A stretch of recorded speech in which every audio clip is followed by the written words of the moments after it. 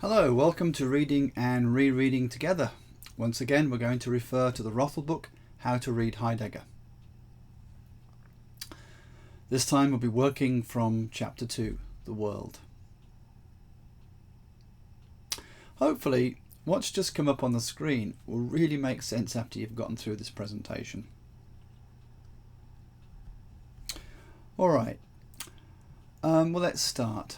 A little earlier than René Descartes, Francis Bacon, an English philosopher, statesman, scientist, jurist, orator, essayist, and author, had this to say about the progress of science. The progress of science requires that we first clear away the idols and false notions which are now in possession of the human understanding. All right, thank you, Francis. Well, like Descartes, Bacon was interested in the truthfulness of science. That was a pretty radical thing to be interested in. If science is to progress, and really what else is it to do, how it proceeds must be carefully purified of certain things. That was his big idea. What Bacon called certain false idols had to be cleared away. Well, what exactly were these false idols? Well, take a look at this. This is actually him, his own writing.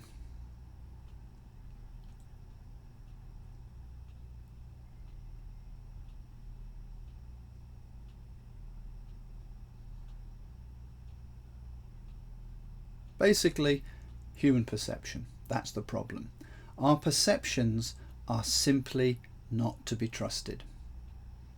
And as Wrathall says, science has largely heeded Bacon's advice. Scientists today very much discipline themselves to ignore our human way of making sense of things, of relating things to each other, of feeling about or valuing things, and try instead to approach things neutrally. Their aim is basically to isolate just those properties of things which are causally efficacious, causally interesting. This commitment to neutrality has meant that some believe there is no such thing as an objective value. All values, things like moral goodness, duty, obligation, beauty, aren't really in the world. They don't really exist objectively. So what are they? Well, take a minute and, without looking at the Wrathall book, how would you explain what values are?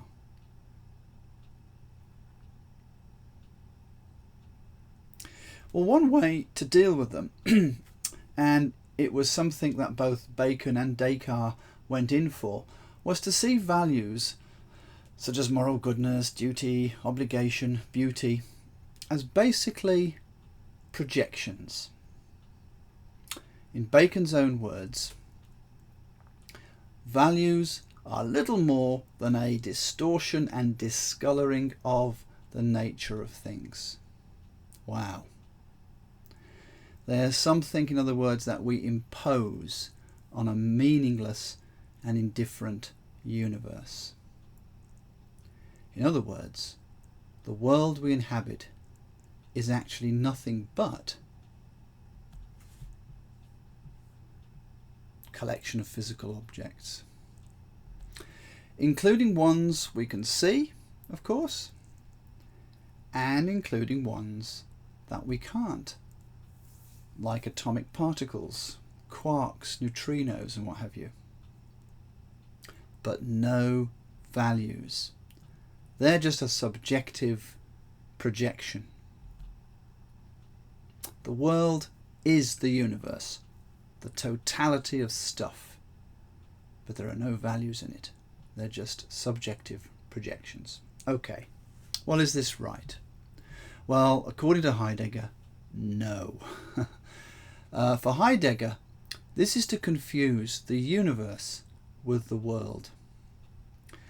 Though Heidegger is willing to grant that the physical universe is best explored through the natural sciences. I mean, after all, in this day and age, no one could really believe that we could discover the nature of physical reality simply by exploring our everyday understanding of things.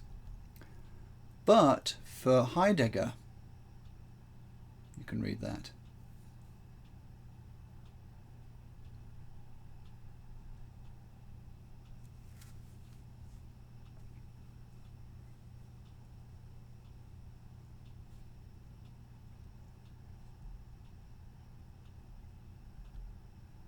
The important thing here is the claim that there is a legitimate sense in which we use the word world to name something quite different, something like a particular style of organizing our activities and relations with the things and people around us.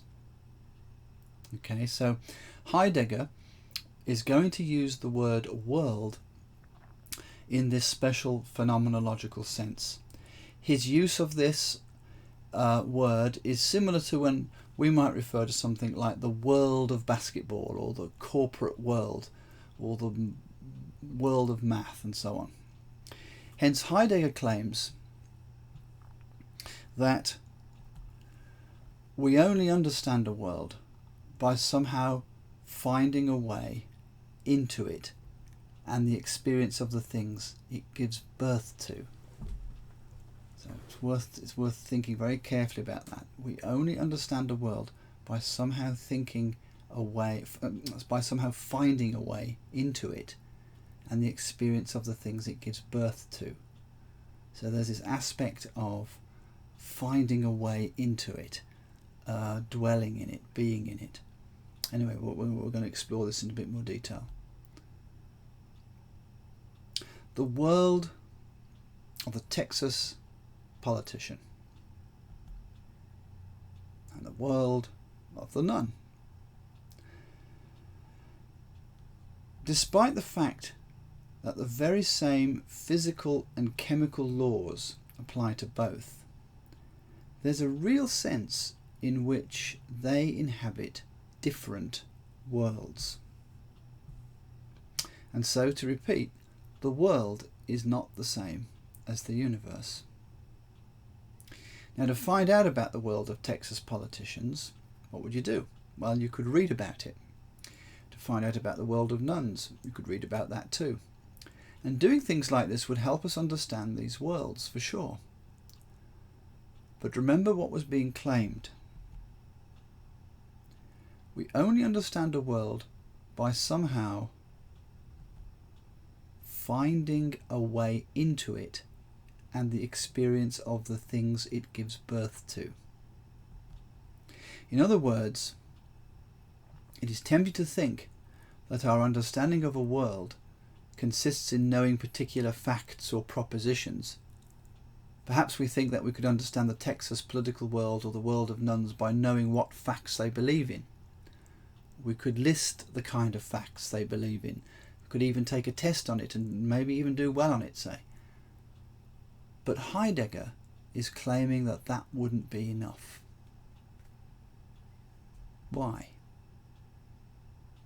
Well, because understanding isn't something we possess, a collection of facts or bits of knowledge, but something we do. The idea that understanding is something we do is very, very interesting and an important idea in all of this. So let's pause, press the pause button for a moment and have a think about what implications this philosophical idea might have for education and teaching.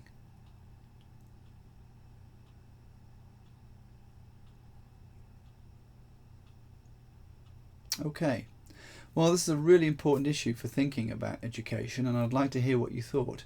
When we meet up, we'll definitely get a chance to share our ideas, I hope. Did you notice that there is a conservative aspect to Heidegger's thinking here? As Wrathall puts it, we can show that we understand the world by performing actions in the right manner and for the appropriate purpose, by using objects correctly in the proper context, and by dealing with people appropriately.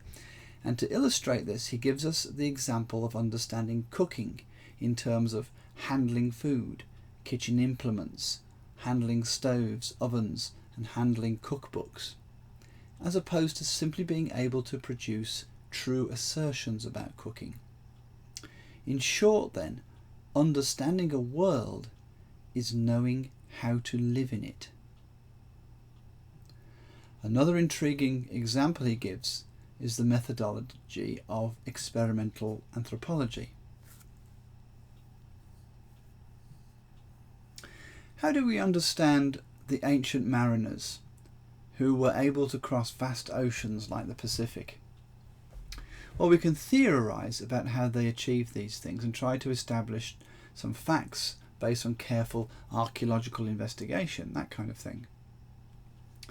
Well, Thor's Wrathall, I'm sure I'm not pronouncing his name correctly, a Norwegian anthropologist, wanted to understand the human migratory patterns of peoples like the Polynesians, amongst other things. He had a lot of interests. Well, one of the things that made him famous was his voyage in the Kon-Tiki. Here's a picture of the Kon-Tiki. This was a voyage across a big part of the Pacific Ocean in a balsa wood boat constructed using only the kinds of materials and techniques he believed the old mariners used, and without any modern equipment on board. Well, many people thought he was mad to attempt this and said it wasn't possible. But it all ended happily, and it's a really wonderful story.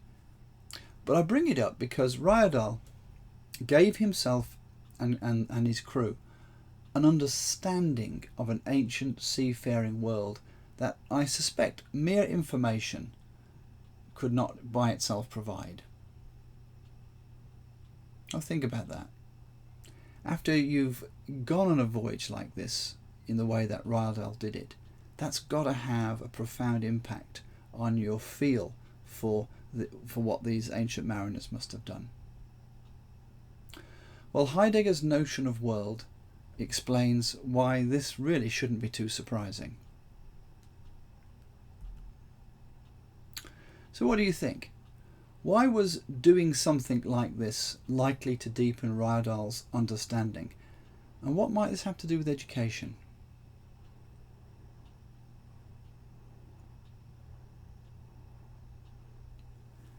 Okay, so let's consolidate where we've got to.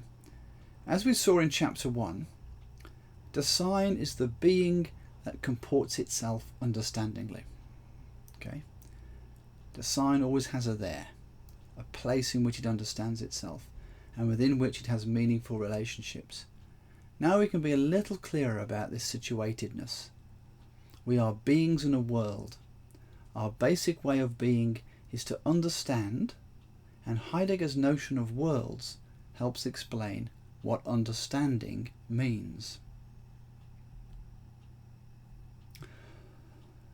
The world structures activities by providing us with different possible ways to give order to our lives. These are potential ways to be, for the sake of which we do everything else. All the different activities we engage in are ordered in terms of, they ultimately go back to, these ways of being, whatever they might be.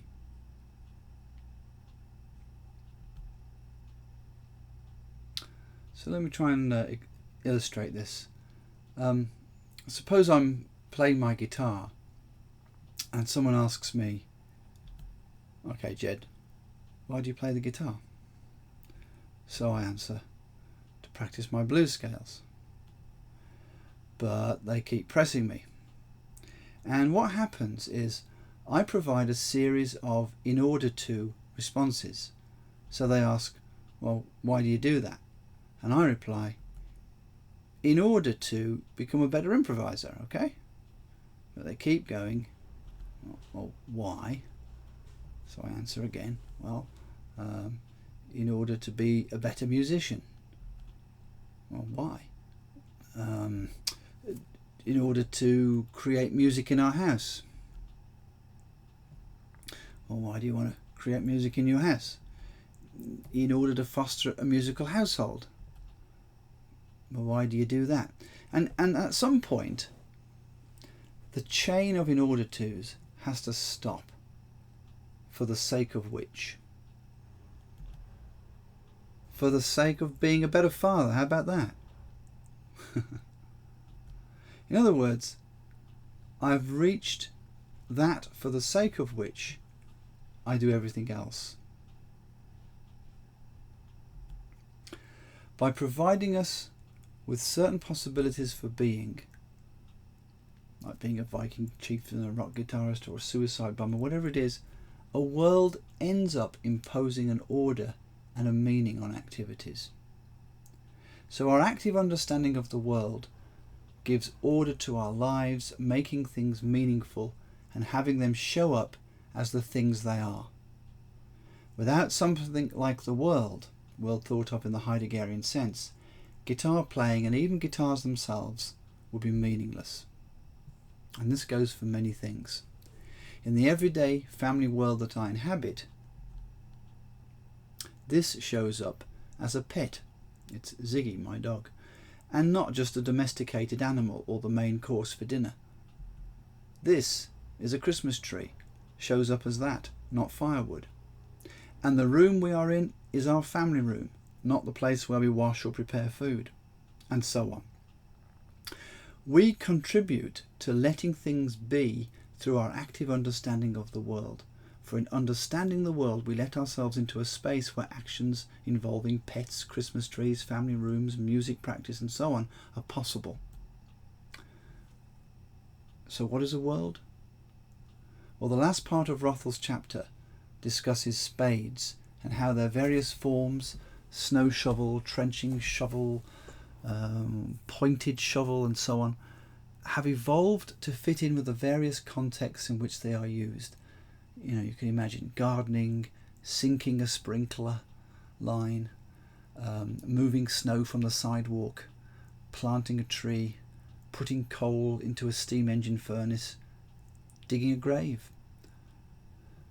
Worlds give us a sense of what is worth devoting our lives to and what is not worthwhile. In doing this, worlds have a profound impact then on all the objects and activities with which we busy ourselves in our everyday lives, including the shape of spades. Importantly though, the world is not itself a thing, but it reaches down into the fine details of the structure of things. So what is a world? Heidegger tells us that the world is that in which we find ourselves. It is the wherein of an active understanding, i.e. an understanding manifested in our knowing what to do and why it makes sense to do it. To sign is in a world. But this is not the in of spatial containment,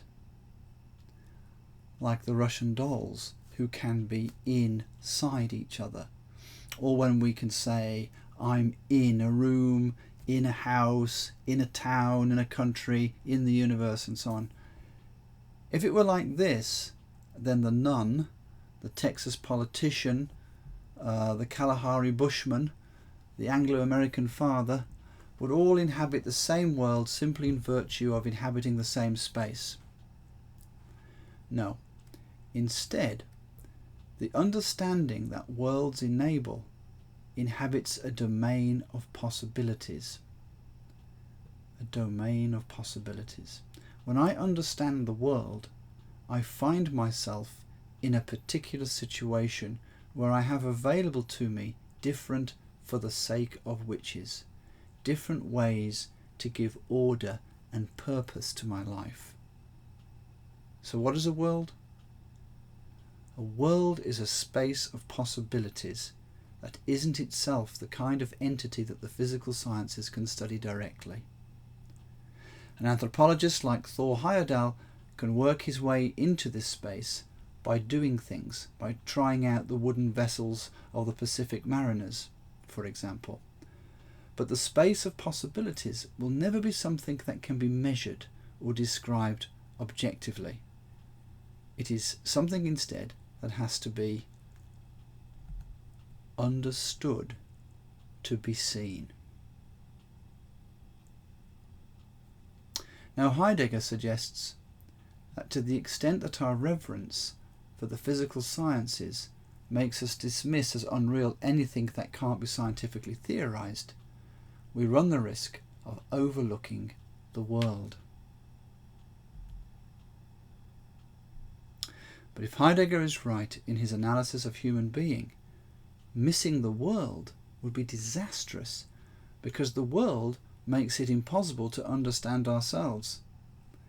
It would be disastrous. Missing the world would be disastrous because the world makes it possible to understand ourselves, since the world is that on the basis of which we act and in terms of which we relate to everything else around us.